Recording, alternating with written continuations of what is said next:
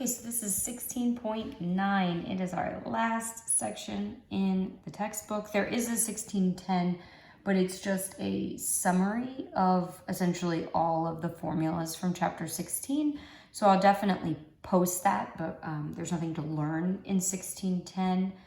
16.9 is kind of similar to the last couple sections. We have the divergence theorem. We're going to walk through part of the proof. If you want to do the other parts, it's a good idea. And I have two examples. I'm not really sure what the plan is in terms of the videos. I'm going to kind of cut them off at a certain time. So whatever we get through within, about a 15-minute period of time is what I'll post for a day. It should take us 3 days, and then you'll have your 16.9 homework day and quiz for next week. Okay, so the divergence theorem is essentially just an extension of what we wrote in 16.5. So in 16.5, we went through, and you can go back and kind of check that and see the work that led up to this conclusion here. But essentially what we're going to do is basically add another integral to both sides. So by integrating both sides, it's really just an extension of something that we've already said in chapter 16, section 5. So if you take a look at the divergence theorem, and as always, you have a lot of that, E is a simple solid region, S is a boundary surface, it's positive, which means outward orientation. F is a vector field. The component functions of that vector field have continuous partial derivatives on an open region that contains E. If all of that is true, you have the flux of F across the boundary surface of E equal to the triple integral of the divergence of F over E. So again, essentially, if you take a look at the conclusion from 16.5, it's basically like you're taking the integral of both sides. So essentially just extending something that we've already concluded. So we're going to go through and kind of take apart each of these sides to kind of think about, okay, what is it that we would need to show to prove this? And then, like I said, we're just going to prove part of it. And you can have all the fun that you'd like proving the other two pieces to it. So you have your vector field F. We have those component functions. We know what the divergence of F is. That's something we did in previous sections. So essentially, I'm breaking apart, the first thing I'm breaking apart is the right-hand side of the conclusion of my divergence theorem.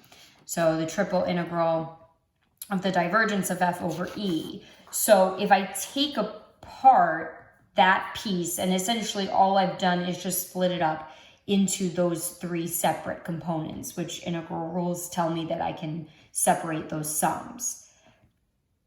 So that's kind of the first part, is just to separate those. Then the second part is that I'm going to rewrite the left-hand side, the flux of F across the boundary surface. I'm going to write that with its components. Okay, so, and I think I forgot dot there. Okay, so this is sort of the other half of my divergence theorem conclusion. And I'm taking a look at the fact that F, like we said a minute ago, is that vector field PQR. And if I'm dotting that with N, I'm essentially, again, just sort of piecing that apart. So with the dot product, I'm really just looking at those individual components, right? So that's essentially what I've done, is split up just that first component, right? Just that second component and that third component. And I'm doing that because I want to sort of mimic what I've done up here with the three different pieces. Because then what we're going to do is take each of those three individual pieces from each and say they need to be equal. If I need to prove that these two entire statements are equivalent, then essentially, and what's a little bit more manageable to understand, is that I basically want to split up just that first portion, that's just that first component of f, and just the partial derivative of p with respect to x, like just those individual pieces are equivalent. And so we're going to focus on the third one. That's the one that we're going to go through the proof for. And then I'll give you some hints on how you would prove the other two. It's very similar, but the regions are going to look different. And I do have some pictures for you today. Same pictures that are posted under files. So you have those as well. Okay, so again, and I think I rewrote it. Good thing I did. So this is what we're focusing on proving for right now. We're just going to take that third equation. Okay, so we want to prove this statement here. Essentially, it's what the divergence theorem says, but it's just that third piece from each side of the equation for the conclusion of the divergence theorem. And we're only going to look at that one because in order for that one to make sense to us, in order for us to kind of look into and observe what's happening for these two pieces to be equivalent, allows us to use a type 1 region. So that's why we're going to do that one. The other two equations would require a type 2 and type 3 region. And I know you guys loved that so much when we went through type 1, type 2, and type 3 regions, right? So hopefully you can kind of go back and look at that in your notes to kind of remember. But it's just about like which variable is fixed and which one's bounded between two numbers versus which one's bounded between two functions, right?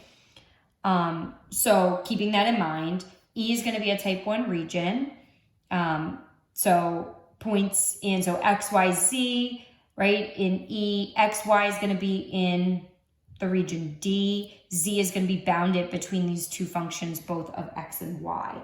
And I have, like I said, I have a picture for you. D is the projection of E onto the XY plane.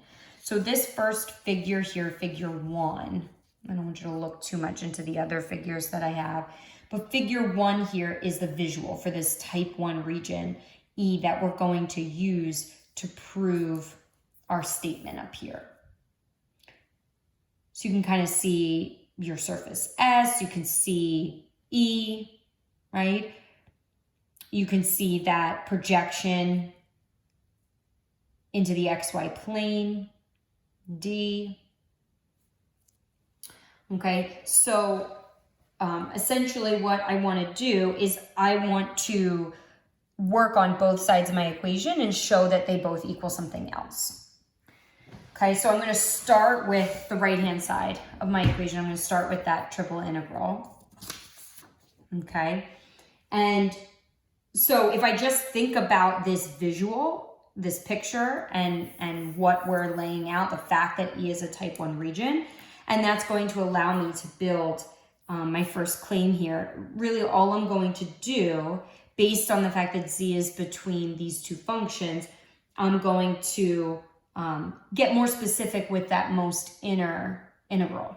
Okay, so I'm going to have that double integral still on the outside with a dA, right? But then inside I'm going to break down and I'm going to include my bounds here, u sub 1, a function of x and y, to u sub 2, another function of x and y. And then I have my del r, del z, and just being specific here in terms of what that is a function of, dz. So I'm just being more specific with that inside integral.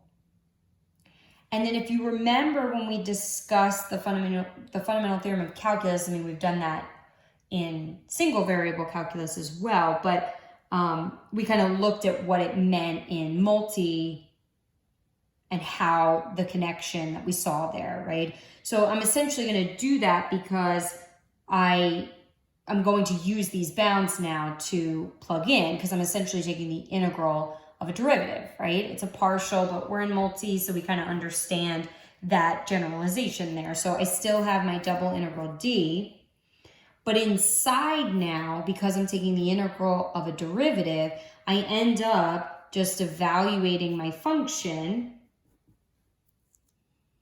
at x, y, and my upper bound minus my function value at x, y, and my lower bound.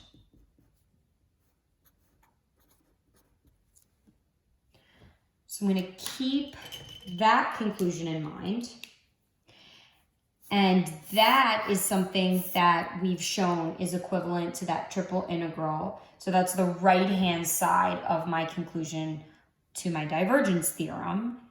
So now I'm going to work on the other side, right? And I'm going to focus on this part, the left-hand side, and show that it's equal to this same thing, the thing that I have boxed in orange. And so then once I've shown that, I've shown that these two things are equivalent. So again, just sort of breaking down S a little bit more. And again, you have the visual, but breaking it down because we want to break down that double integral over S. And so we're going to break down S into, well, is it made up of a top, a bottom, sides? What's the complexity there of S? Because then we could just sum up all of those double integrals. And that will allow us to kind of piece together, right? Get more specific information to kind of break down how are we going to get from this, something that looks that simple, to something that's much more complicated, like what I have boxed in orange. So we start out by identifying, okay, well, we're going to break up S into S1, S2, and possibly S3. So S1 is going to serve as our bottom, which is what it is in the picture that I've been putting on there for you. S2 is the top. Now S3, the reason it says possibly is if you think about an object like a sphere, right? So if you had your surface as a sphere, there really aren't a top, bottom, and sides. There would really just be like a top hemisphere and a bottom hemisphere. There wouldn't be sides to it. So the side part doesn't always exist. And if you real quick think about even if it does exist, you'll see that it's not necessary in including it in that double integral breakdown. So if you think about it, for S3, right, your normal vector is pointing out horizontally. So if S3 is the sides, okay, so kind of think about wrapped around there are the sides S3. Your normal vector is pointing out horizontally, while K is a unit vector in the Z direction. So that's pointing either up or down vertically, though, not horizontally. So when you dot product K and N, you're going to just get 0, and then you're taking the double integral as 0, which is just going to result in 0.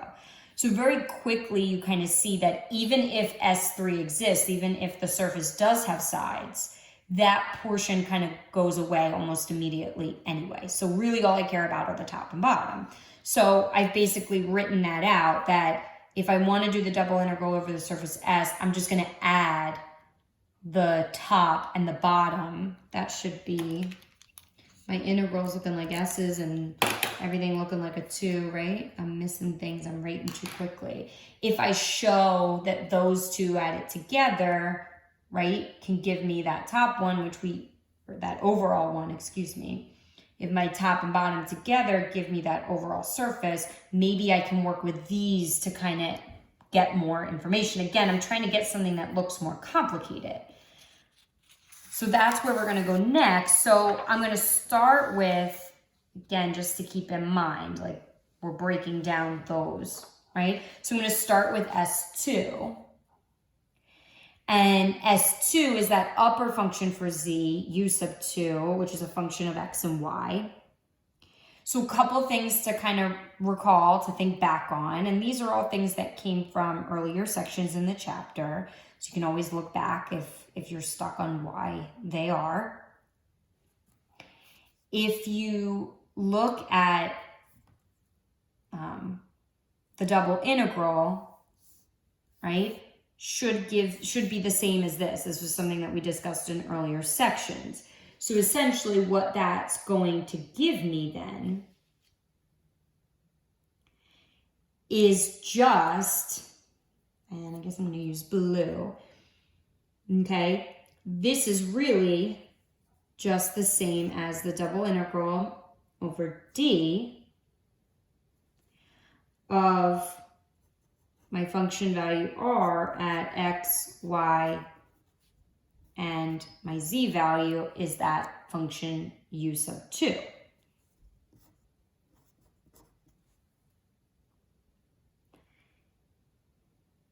And this is, remember, S2 is that top piece, so that means that n is pointing upward. Whereas on S1, which is my bottom piece, n is pointing down here. So when I think about rewriting this double integral, not a derivative at all, I'm going to need to include a negative in front because n is downward here. And I'll have my function value r x, y, u sub 1. And we said that we just needed to add those two things together to get our overall. So hopefully you see then that it would make sense that you're going to get r of x, y, u sub 2 minus, because of that negative in front, r, x, y, u sub 1. That is, I'll box it in orange because it's the same conclusion that we were able to rewrite for our triple integral. So we showed that this equals that double integral, and we also showed that this equals that double integral. So my conclusion is that those two things are equivalent, which is the sort of third equation that is drawn out of that overall conclusion of my divergence theorem. The proof would look very similar with a with showing that it works for equation 1 and equation 2. And what I mean by equation 1 and equation 2 are these from before. So we proved equation 3. So for equation 1, you would want to use a type 2 region. And for equation 2, you would need to use a type 3 region. So that'd be something cool if you wanted to take a look at that. Might be something fun for you to try.